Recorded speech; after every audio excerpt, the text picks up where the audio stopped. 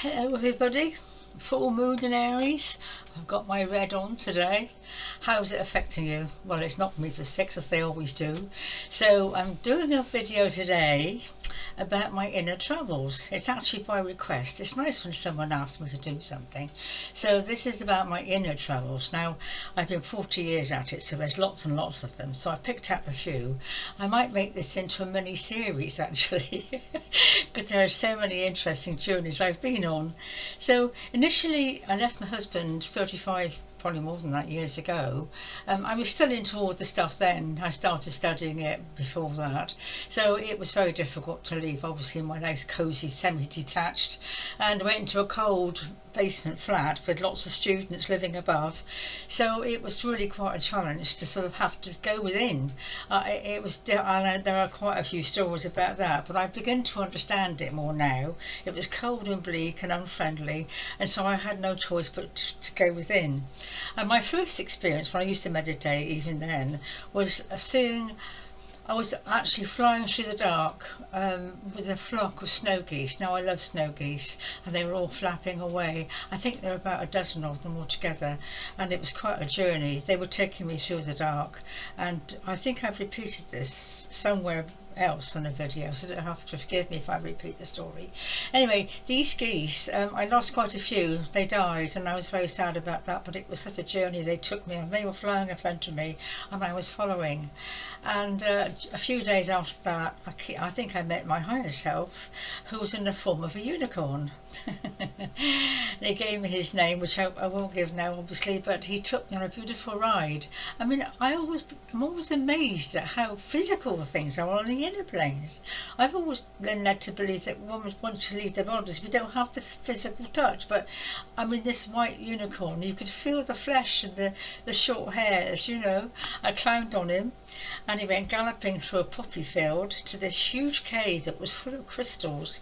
So beautiful. I don't know how long I was with him, but it was really quite an experience. So that was another journey that I went on I haven't done it since, but I know he's there leading me. I love unicorns. I think a lot of us like unicorns.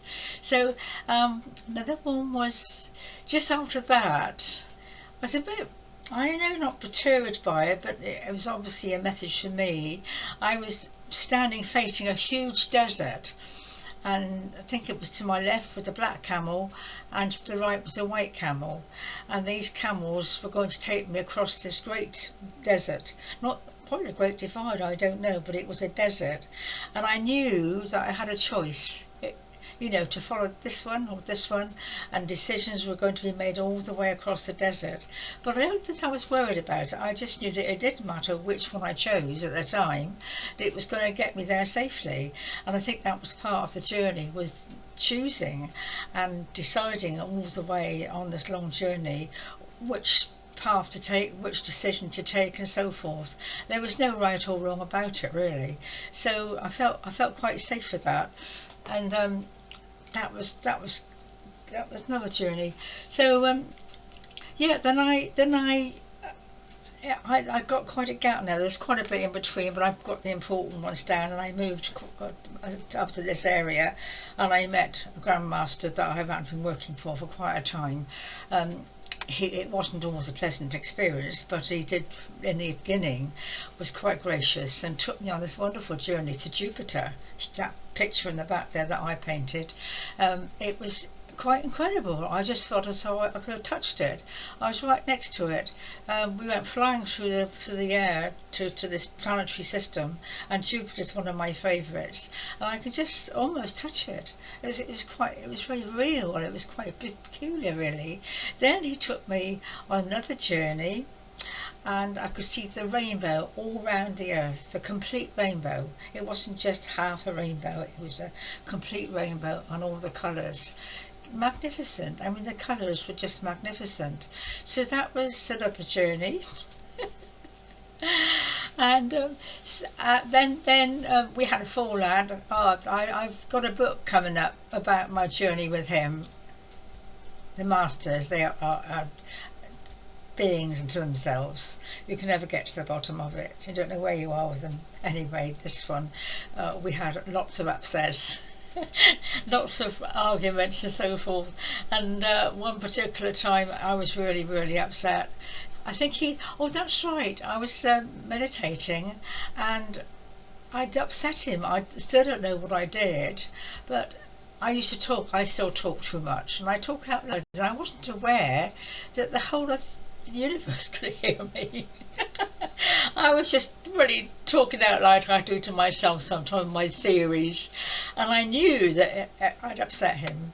He obviously didn't like me talking, and all these little Sikhs, they were all in little red turbans, all came rushing towards me to attack me. I was really quite frightened. This is on the aeroplanes. I still don't know what I did to upset him so much, but they were obviously mad with me.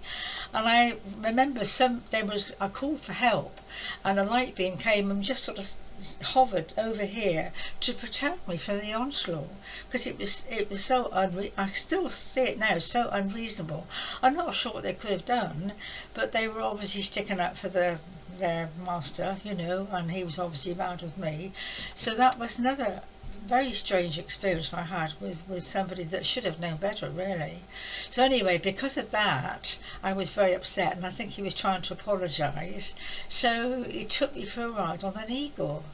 Love eagles, and this great wingspan, and I was sitting on his back, going through, well, I don't know where I was, obviously, but very high up. They do fly very high. I could see the tops of mountains and feel the wind through my hair and that sort of noise that it would make. And I just felt totally safe with him. It was quite amazing. And each time I see an eagle now, I think, oh, take me for a ride. So that was another one. I also had a ride on a turtle. I love turtles. There's a thing on the internet at the moment. They're all being rescued. Well, when they found so many barnacles on their shelves, and some of them are huge. I mean, they are ancient. Some of them.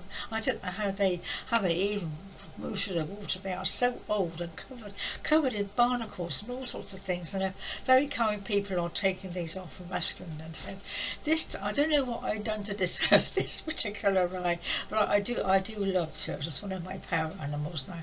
I am very in touch with nature. So I sat on his back or her back, and we were going through this lagoon, the blue water. It was just, I could see his flippers now, slow. I mean, there was no rush. It wasn't a rushing being, you know, rushing. He was just very deliberate, slow, and I just felt so peaceful with this wonderful being taking me for this ride. Absolutely magical. How are we doing, darling? 7 minutes, right? Have we got some more? Oh, the float of the eagle, the ride on the turtle. Oh yes, that was. I've had a few. I don't know. I look back on these and I think, how did I know what to do, or how did I know? But I think obviously I was being looked after, and I was being rescued from a very strange. I think it's called the Code Light Matrix, and I've mentioned it before. And they obviously wanted me, but I didn't know I was there until suddenly my master Maharaji appeared, and Arcturus, one of my other masters, and Master Peter, and they sort of pulled me back from this planetary system, or the beings of light. They're still light beings, but they're no love, and they wanted me for what I know and who I am, which I don't know. They saw something in me that I don't see, and they pulled me back from this energy. And it was, I mean, in a way, well, it was helpful. They did that for me. I didn't know I was even there, but it wasn't safe, obviously. And Arcturus said to me, just wait a bit, hang on a bit, you know, until you calm down, and then I was all right. So I've had one or two peculiar events like that when I've been pulled across. And then I think I mentioned before, Lord Sananda pulled me across the parallel universe. Now again, I don't know what I was doing there, how long I'd been there, but it only happened 3 or 4 years ago. I was aware that I'd seen his picture on the internet. I knew who it was, and I felt myself, I say, moving across this great divide, this blackness, and he was pulling me across to the right department. I don't know whether I was in the parallel universe deliberately. I think I was there for a reason, to learn something or to do something, some sort of detective work. That's what's coming to me. I think I was undercover. Checking someone out, no doubt, because of course they can be very clever, as I've said before. So there was something going on there, but it was time to be pulled back away from this very negative energy into a more loving and kind existence, I hope. I don't know where I am at the moment. 10 minutes, right? Perhaps we should pull away on that one then. I think I've got, these are very basic ones. I've got lots more. So maybe I'll do another session next time, whatever. Because Easter next weekend, isn't it? I'm not quite sure what to do about that, but I have got some interesting. It's good to go over these things, really, because I don't think we ever realise how far we've come, and this is only in the last 20-30 years, and there's lots more. And I suppose I'm doing a lot of work I don't know I'm doing. I expect we've had that experience. You think it happens to me a lot in the daytime. I have to suddenly go and lie down, and it's not sleep. I'm sort of called. The Pleiadians say that we're going to get called for. They may want my particular skill, or may want me to help out, so I'm called. It's usually in the daytime, I don't sleep well at night, but in the middle of the afternoon suddenly I think, oh, I've got to go, and I come to and I think, oh, I've been somewhere. I don't know where it is, but obviously I was called to do something, so I'm obviously of value to somebody somewhere. Anyway, I'll leave it there now, because I'm not 100% well today. I think it's fibromyalgia. I'm aching all over, and of course this full moon always affects me very profoundly. The full moon affects the body, so it does, and affects our sleep patterns and everything. So that's where I'm at today. So anyway, we've had about 10 minutes. That's probably enough. 11 minutes. I'll say goodbye to you now. Then I'll think of some more. If you've got any questions, don't forget, to ask me on the video.